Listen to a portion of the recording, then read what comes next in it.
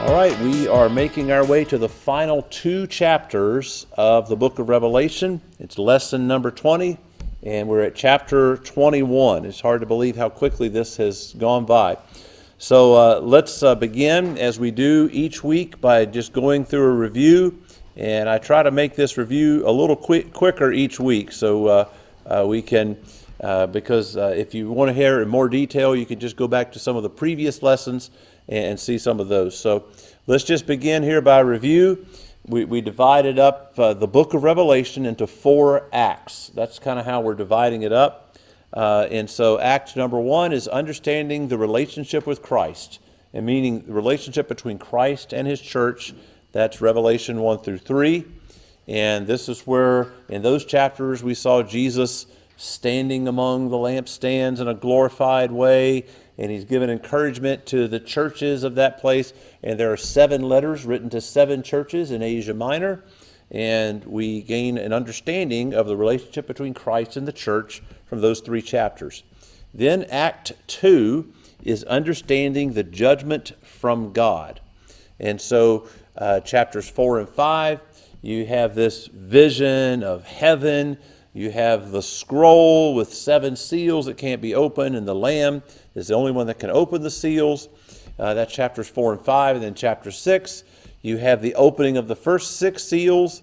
And then chapter 7, you have a little break, an interlude. Chapter 8 and 9, the opening of the 7th seal, which starts the blasting of the first 6 trumpets. There's another series of 7.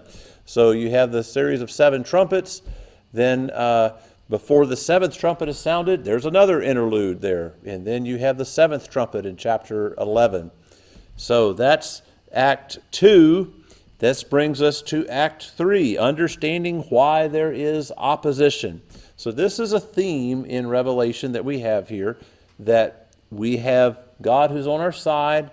Ultimately, we are victorious through Christ, but we face opposition and trials in this life. And so chapter 12, featured in that chapter, you have a picture of the woman and the dragon. You have the background, the story of opposition. Of course, I'm not going to go into detail on these. We did that in earlier lessons there.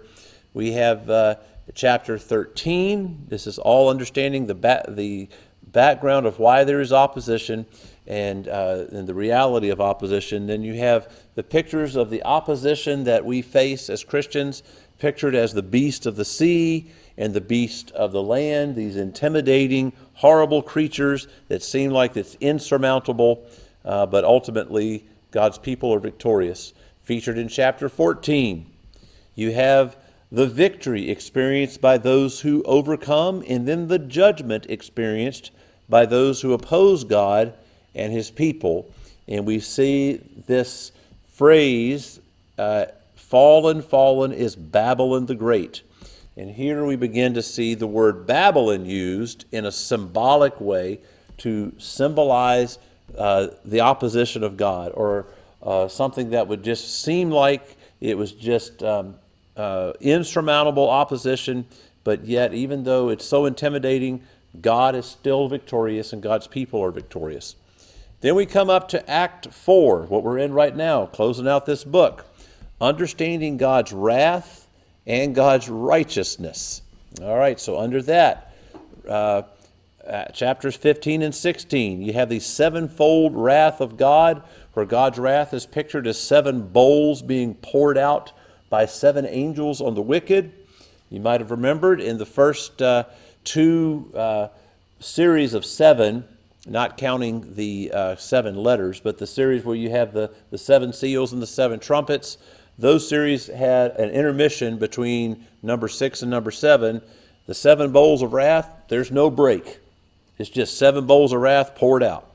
Then chapters 17 and 18, you have the doom of Babylon. And I'm putting that in quotes because Babylon is just symbolic of opposition, of all those intimidating factors that are opposing God's people. So Babylon is described figuratively as a great prostitute who's worthy of judgment, and those who were seduced by and benefited from the great prostitute mourn her decline.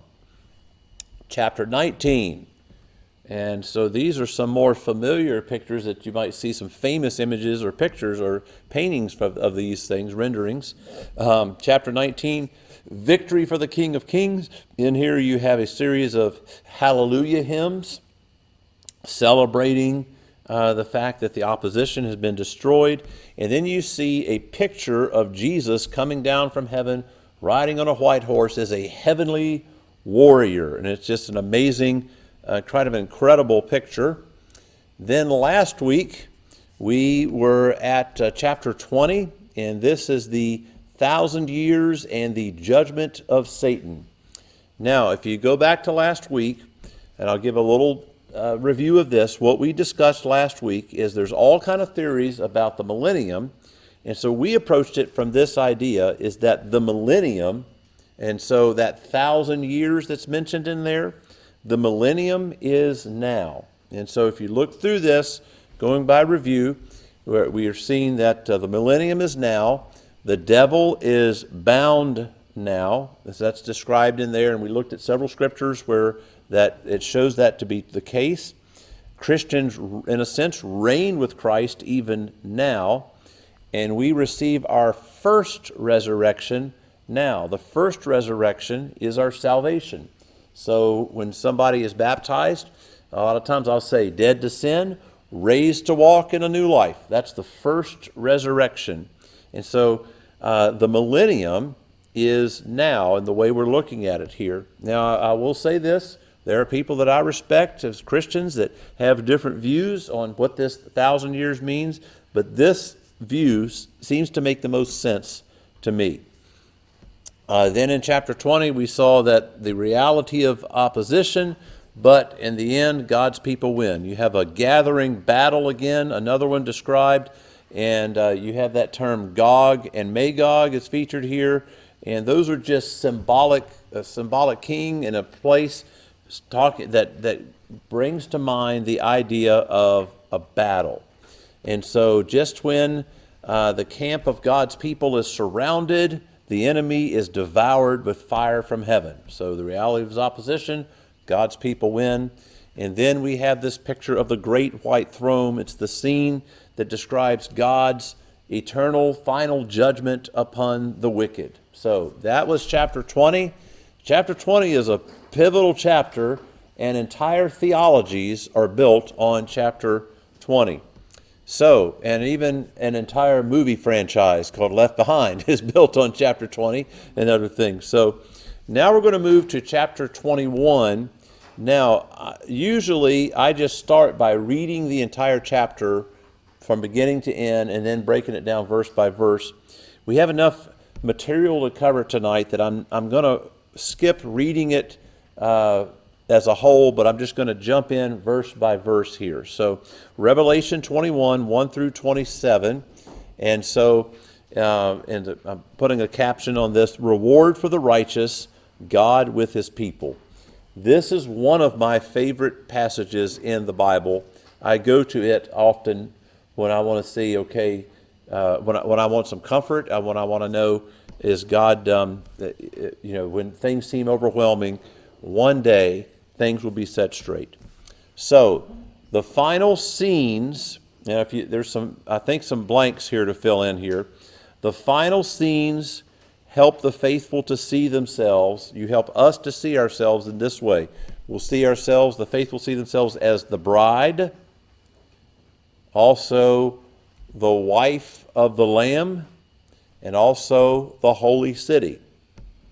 So when you see these terms, the bride, the wife of the Lamb, or the holy city, or however it might be in your particular translation of the Bible that you're reading here, those are interchangeable, and those terms are interchangeable just like when we were talking about God's judgment, and you saw terms like the beast, the great prostitute, Babylon, the kings of earth, those phrases that we used, those were interchangeable just for opposition against God's people.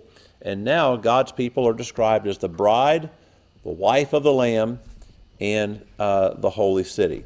So let's jump in here to Revelation chapter 21 and begin in verse 1. So we begin here, before looking into verse 1, this starts describing a new situation for God's people. The word new is very important here to keep in mind here. So, verse 1, Then I saw a new heaven and a new earth, for the first heaven and the first earth had passed away, and there was no longer any sea. So let's look at some of the phrases that are here. Then I saw. So this phrase, once again, it draws your attention to something important. So when you see a phrase like that, and then behold, and then suddenly, or then I saw, you're going, oh, okay, there's something else going on here. So in a movie, you'll have some kind of a transition or something will draw your attention. That phrase right there is supposed to draw your attention to what's coming next. Then I saw, and then we have a new heaven and a new earth. That word new is important. So the new heaven and the new earth is better than the first heaven and the first earth. We want to be a part of the new, all right? And then it's described there was no longer any sea. So what in the world does that mean here? So why would that be put in there? Well, you remember where the beast came out of? Well, there was a beast of the land, and there was a beast of the sea, but generally the sea in that time was a symbol of a threat. If you have those that are sailing on the sea, there's a lot of threat there. You remember the disciples of Jesus? They were caught in a storm. It was kind of a threat to them. So it was a symbol. So there's no longer any sea. God's taking away the threats to us, the things to be worried about. So a new heaven and a new earth. So we're going to pause here a little bit, and we're going to talk about, I'm going to share with you some material, and I've leaned on on some previous lessons by Dr. Jack Cottrell. He was a professor at Cincinnati Christian University when I attended there, and he spoke at the Bean Dinner here a few years ago, and is very respected as a theologian, somebody I really have leaned on quite a bit. His insights are very helpful here. So Jack Cottrell uses this, and this is his material. The Bible uses the word heaven, or describes the concept of heaven, in four different senses. So sometimes you can say the same word and mean two different things. And so the word heaven can mean several different things. So here are four different types of heaven, and you can fill in the blanks here. The first type of heaven, this is the most difficult to describe or to explain, is we'll call it the divine heaven. So the divine heaven is God's very being, or his pure divine presence. I guess the best way of saying it is just God himself. So that's the divine heaven, where God alone dwells. So in a sense, it's simply God himself. So there's some scriptures here. We'll read some of those here.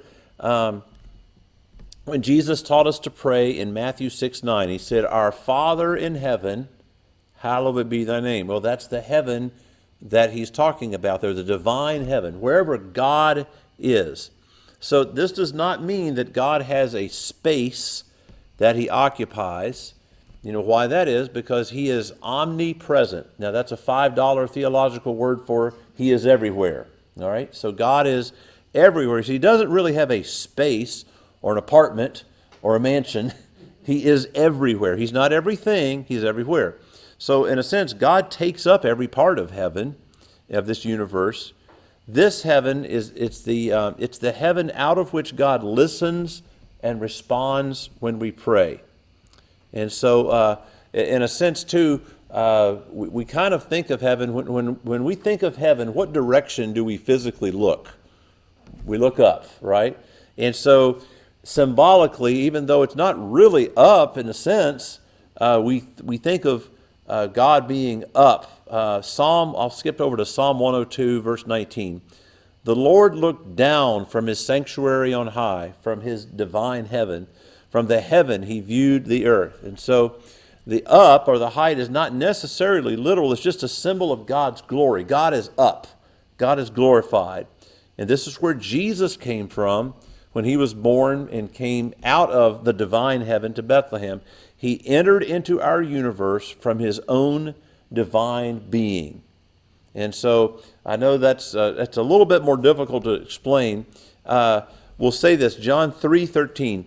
No one has ever gone into heaven except the one who came from heaven, the Son of Man. So no one has gone to this heaven except for God. So this is the divine heaven. This is not the heaven that we go to when we die. 1 Timothy 6:16, describing God, who alone is immortal and who lives in unapproachable light, whom no one has seen or can see. So there is a sense of a type of heaven that is just God himself, in a sense. So now, that's hard for me to wrap my head around here, but we'll go to the next heaven. And so this one, I think we can get our head around here. The physical heavens. That's the skies above, or outer space. That's where Elon Musk wants to go. That's where NASA has sent us. And the Hubble telescope and there's a new telescope that's up now that's just quite impressive. So Genesis 1:1, in the beginning, God created the heavens and the earth. He was in his divine heaven, but what did he create? The heavens and the earth, the physical heaven. Psalm 19:1 and 2, the heavens declare the glory of God. The skies proclaim the work of his hands. Day after day they pour forth speech. Night after night they reveal knowledge. The heavens, what's that? That's the sky. That's the stars. That's the clouds. So when Jesus comes again, when he returns, he will enter into and appear in the heavens. He will appear in the physical heavens. Matthew 26:64. You have said so, Jesus replied, but I say to all of you, from now on, you will see the Son of Man sitting at the right hand of the Mighty One and coming on the clouds of heaven. In Matthew 24:30, then will appear the sign of the Son of Man in heaven. And then all the peoples of earth will mourn when they see the Son of Man coming on the clouds of heaven with power and great glory. So, the heavens and the sky, this is not the heaven we go to when we die. We don't go up and hang out with the satellites or at Neptune or Mars. Or some people think, well, you just go out into heaven and you can just drill a hole and kind of go into, you'll find, you go far enough, you'll find God. That's not the heavens. The heavens just declare the glory of God. That's not the heaven that we go to when we die. So that brings us to the third heaven, the angelic heaven. So imagine this. This is God's present throne room. This is the created world of angels. All right, so at Colossians 1:16, for in him all things were created, things in heaven and on earth, visible and invisible, whether thrones or powers or rulers or authorities, all things have been created through him and for him, visible and invisible. So what's that invisible talking about? Well, it's not talking about my hairline. It's talking about the invisible spirit realm heaven. That's the created world of angels here. And so just as God walked with Adam and Eve in the garden, God also makes himself visible to the angels as well. He appears there in majesty, seated on his throne there in that form of heaven. And so let me just read to you. Now we have gone through this here, Revelation chapter 4, verses 1 through 6. After this I looked, and there before me was a door standing open in heaven. What heaven is that? The angelic heaven. And the voice I had first heard speaking to me like a trumpet said, come up here and I will show you what must take place after this. At once I was in the Spirit. He was suddenly able to open his eyes and see the invisible. And there before me was a throne in heaven with someone sitting on it. And the one who sat there had the appearance of jasper and ruby. A rainbow shone like an emerald encircled the throne. Surrounding the throne was 24 other thrones, and seated on them were 24 elders. They were dressed in white and had crowns of gold on their heads. From the throne came flashings of lightning, rumbling, and peals of thunder. In front of the throne 7 lamps were blazing. These are the 7 spirits of God. Also in front of the throne was a sea that looked like was a throne. There was, it looked like a sea of glass, clear as crystal. This image, this is the angelic heaven. It's the spiritual realm, and then you have the living creatures and all of this. This is the spiritual realm where angels dwell. And the understanding is this is where Jesus is now seated at the right hand of the Father. This is where Jesus will come back from. 1 Thessalonians 4:16, for the Lord himself will come down from heaven with a loud command, with the voice of the archangel and the trumpet call of God. That's Jesus returning. This is the heaven, in a sense, that we go to when we die. This is where our spirits go when we die until the second coming. So Revelation 6:9, we have looked at this verse many times. When he opened the 5th seal, I saw under the altar the souls of those who had been slain because of the word of God and the testimony they had maintained. And so you have this idea that in this heaven is where our spirits will reside until the Lord returns. And this brings us to the heaven that we're learning about here in Revelation, and that is the promised heaven. That is our eternal home. So the eternal home. So it is promised because it does not completely exist yet.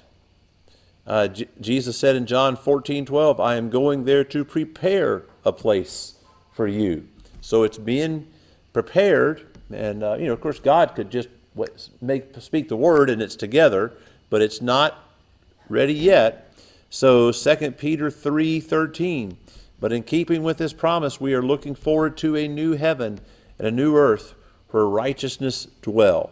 So, with the idea of the 4 heavens, so we are looking forward to eventually, if we would die before the Lord returns, my understanding, according to this material from Jack Cottrell that I appreciate so much, we would go to the angelic heaven and we would await the promised heaven. So that's the idea. So this brings us to verses 1 through 5 here. That's back in Revelation chapter 20. Then 21, excuse me. Then I saw a new heaven and a new earth, for the first heaven and the first earth had passed away, and there was no longer any sea. I saw the holy city, the New Jerusalem, coming down out of heaven from God, prepared as a bride, beautifully dressed for her husband. And I heard a loud voice from the throne saying, look, God's dwelling place is now among the people, and he will dwell with them, and they will be his people, and God himself will be with them and be their God. He will wipe every tear from their eyes. There will be no more death or mourning or crying or pain, for the old order of things has passed away. He who was seated on the throne said, I am making everything new. There's that word new again. Then he said, write this down, for these words are trustworthy and true. So, in these verses, you find a picture of God's people, the holy city, the New Jerusalem, the bride. These are the people of God. In these verses, you see a picture of God's presence. God himself will be with them. Wherever God is, that's where heaven is, in this sense here. And in this we see God's peace. He will wipe every tear from their eyes. We've talked about, before we started the lesson, we talked about several prayer requests, people that are struggling, sicknesses, and we could have probably taken an entire hour and reviewed what people are going through. Here's the great thing about heaven. In heaven, it's going to be the place of the great no more. No more tears, no more sickness. God will wipe every tear from it. No more mourning or crying or pain. There will be no more death. For the old order of things has passed away, because it's new. We want that new heaven, that promised heaven. And that brings us to, I am making everything new.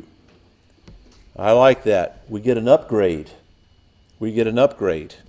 And how many would like to have an upgraded body? Okay, I think, I would absolutely like to have an upgraded body here. So that's what we see, a new heaven and a new earth. And so that brings us to verses 6 and 7. He said to me, it is done. I am the Alpha and the Omega, the beginning and the end.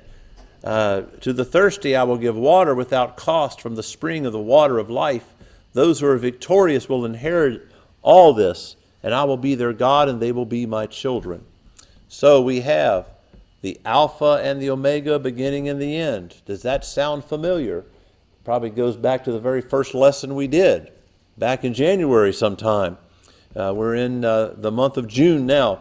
Revelation 1:8. It's the title we see. Jesus refers to himself as the Alpha and the Omega. That's why we do that review, because this book keeps calling reference to things that happened earlier, or titles or words or phrases. Then we have the phrase, I will give him water. That's a symbol of God's provision. It reminds me, I think, in John chapter 4, when Jesus was speaking to a woman at the well, and he said, I'm going to give you some water that you drink from this, you will never thirst again. And here we have this, I will give you water. Then he says, those who are victorious, or those who overcome, this reward is designed for the faithful. Now, the New International uses the word victorious. A lot of times in other translations you see the word overcome. Those who overcome, those who hang in there and remain faithful. So, this brings us to verse 8. But the cowardly, the unbelieving, the vile, the murderers, the sexually immoral, those who practice magic art, the idolaters, and all liars, they will be consigned to the fiery lake of burning sulfur. This is the second death. So, we are reminded not everyone will be an overcomer, and we are understood that we have the ability in this life to choose life or death, to choose death over life if we want to. So we have this phrase, the second death, in contrast to the new heaven and the new earth. So you have this contrast here. Do you want to be a part of the new heaven and the new earth? Do you want to be drinking from the living water? Or do you want to have that second death? And so that's the picture that's being drawn here. So then we go to verse 9. One of the 7 angels who had the 7 bowls full of the 7 plagues came and said to me, come, I will show you the bride, the wife of the Lamb. Those phrases, interchangeable for God's people. So that bride, the wife of the Lamb, the city, again, interchangeable terms describing the faithful God's people. So that brings us to verses 10 through 14. As he carried me away in the Spirit to a mountain great and high, and he carried me away in the Spirit to a mountain great and high, and showed me the holy city, Jerusalem, coming down out of heaven from God. It shone with the glory of God, and its brilliance was like that of a very precious jewel, like a jasper, clear as crystal. It had a great high wall with 12 gates, and with the 12 angels at the gate, and with 12 angels at the gates. On the gates were written the names of the 12 tribes of Israel. There were 3 gates on the east, 3 gates to the north, 3 gates on the south, and 3 gates on the west.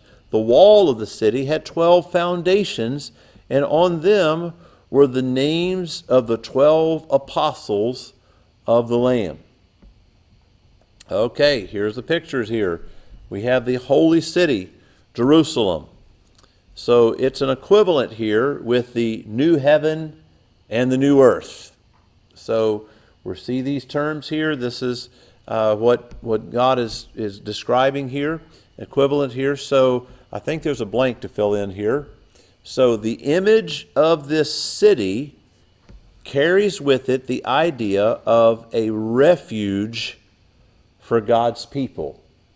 Just as we had that image earlier, God wiping every tear from our eyes, no more sickness, no more sorrow, those types of things, the old order of things have passed away. The image of a city, it's an idea of a refuge. As a matter of fact, in the Old Testament, you might remember there were cities of refuge in the nation of Israel, where if you were having trouble, you were accused of murder or something, an accident had happened, a certain set of circumstances, you could go to a city of refuge and take refuge there. And generally, you wanted to be inside a city to have protection from outside robbers, or you'd have protection of the walls around you here. So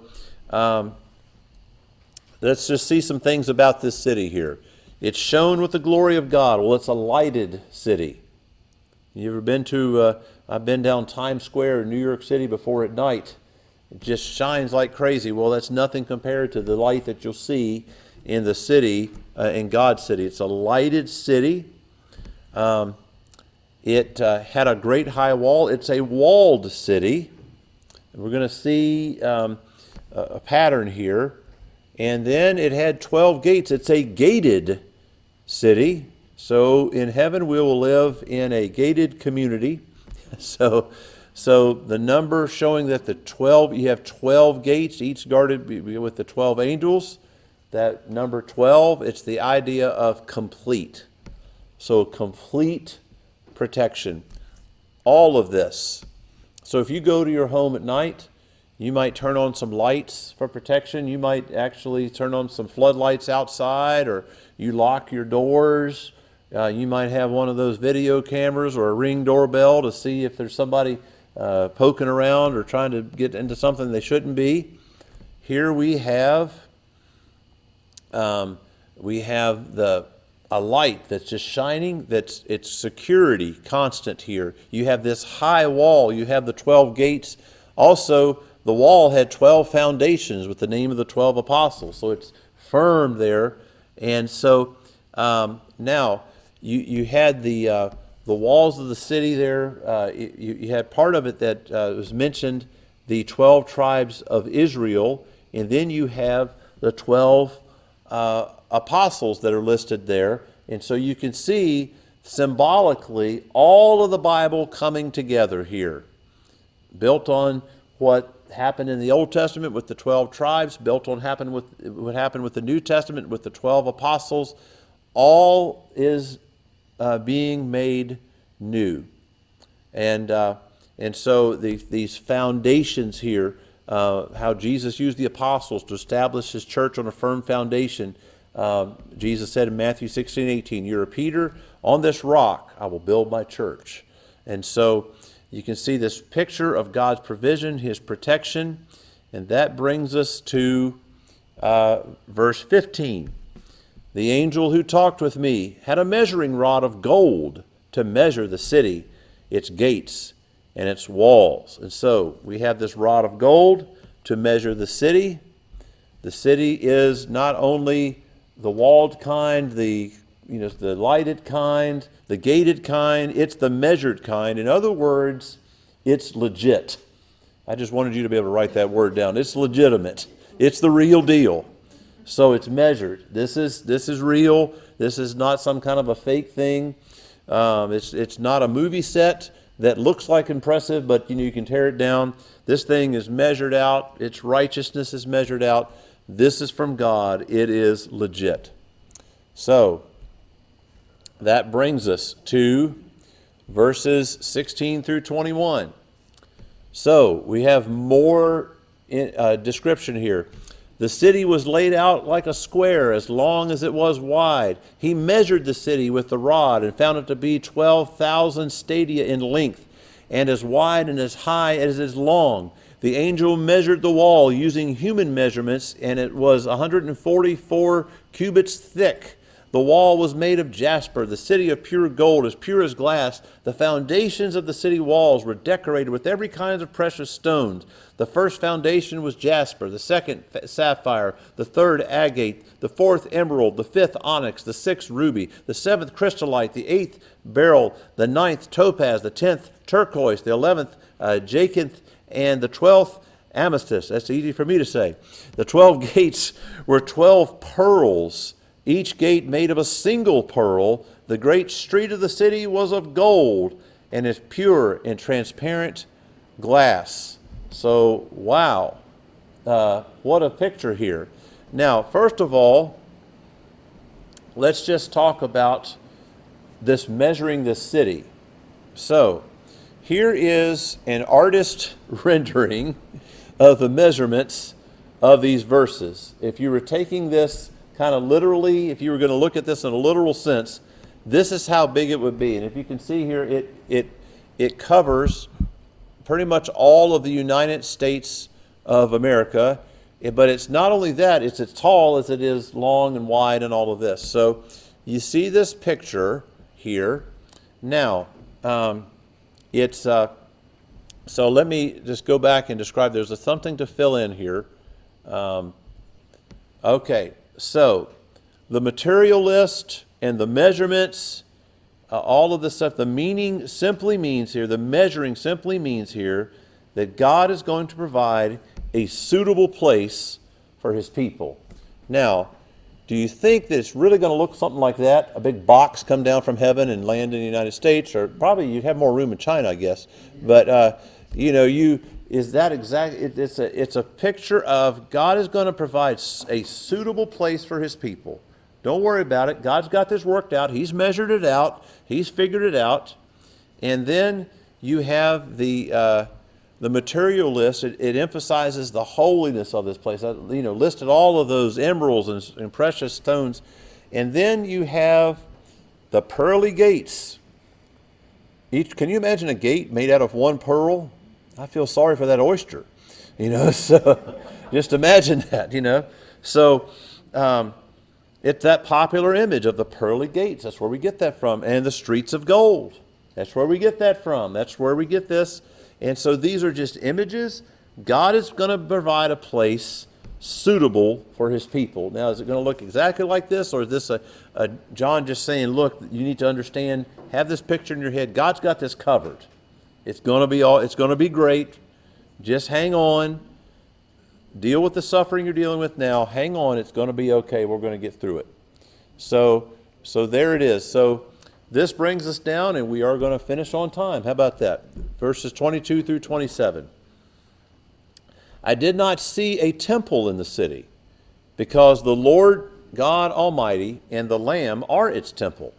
The city does not need the sun or the moon to shine on it, for the glory of God gives it light, and the Lamb its lamp. The nations will walk by its light, and the kings of the earth will bring their splendor into it. On no day will its gates ever be shut, for there will be no night there. The glory and honor of the nations will be brought to it. Nothing impure will ever enter it, nor will anyone who does what is shameful or deceitful, but only those whose names are written in the Lamb's book of life. So, a couple phrases here just to highlight. I did not see a temple. Isn't that interesting? So the temple concept has given place to the fullness of God being present with his people. So you remember the temple, the whole purpose of the temple in the Old Testament was that they built this temple that had the holy place, the Holy of Holies. They had the Ark of the Covenant. And right there in the Ark of the Covenant, the glory of God would descend from heaven and be right there. Now, in heaven, in this picture, in the new heaven and new earth, there's no need for a temple. The new heaven and new earth is the temple. God is with his people. No temple experience can match what is described here in these verses. And going along with this idea of a brightly lit place, the glory of God gives it light. There's never even any night there. So night has with it, if you're going to rob something, You're going to do that at night, generally, because you're going to be a cover of darkness, dangers of light. There's no night there. The glory of God gives it light on earth. Day gives way to the darkness of night, but not so in the new heaven. It's just forever brightness. And then, now you might have been confused. Some of the, in the previous chapters, the nations and the kings of the earth, when we talked of the kings of the earth earlier, in some of the earlier chapters, that was referring to the kings of the earth who were not following God. And so this is just showing that all people from all nations are going to be before the throne of God. Every tribe, every nation, every tongue. So, and that's what this is about. This the kings of the nation. They represent the righteous here. Now, the city does have gates, but spoiler alert, we don't really need them. How many of you grew up in a time when you just left your door open? I think we did pretty much for a long time. We left our doors open. Nobody's going to come in. Now what do? We close that garage door. We lock everything and lock it up. And but here, in the Old Testament and in the ancient times, they'd have those gates. They'd shut those gates up at night. Gates are never going to be shut. There's no more night. There's no more chance of danger or oppression. And then you have here nothing impure will ever enter. It's a place of eternal holiness. So, let me ask you this. Is anybody here interested in going to that place? Would you like to go there? Well, I'm going to tell you what. It sounds like I'm doing a timeshare thing here. I'm going to tell you what. You want to know what the cost is? It's already been paid for. It's already been paid for by the blood of Christ. Every time I do a funeral, most times when I do a funeral, I will read from Revelation 21 and talk about the no mores. No more having to say goodbye. No more having to, having to mourn. No more funeral homes. No more hospitals. No more Kleenex, because there'll be no more tears. And I am looking forward to that time when God will create and we will be a part of a new heaven and a new earth.